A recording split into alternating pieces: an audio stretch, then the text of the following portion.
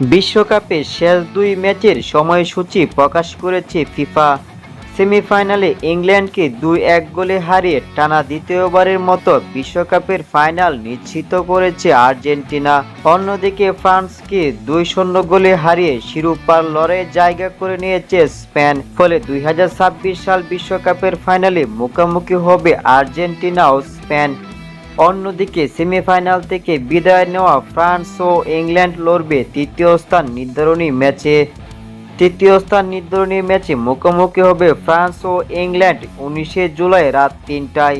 Final খেলবে ২০২৬ সালের FIFA বিশ্বকাপের শক্তিশালী দুটি দল, ১৯ বছর বয়সী ইয়ামালের স্পেন ও ৩৯ বছর বয়সী মেসির দল আর্জেন্টিনা।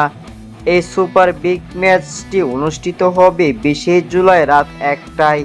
দেখার বিষয় হলো ১৯ বছর বয়সী ইয়ামাল কি পারবে মেসির মতো বিশ্বসেরা ফুটবলারকে টপকে গিয়ে স্বপ্নের বিশ্বকাপ স্পেনকে উপহার দিতে।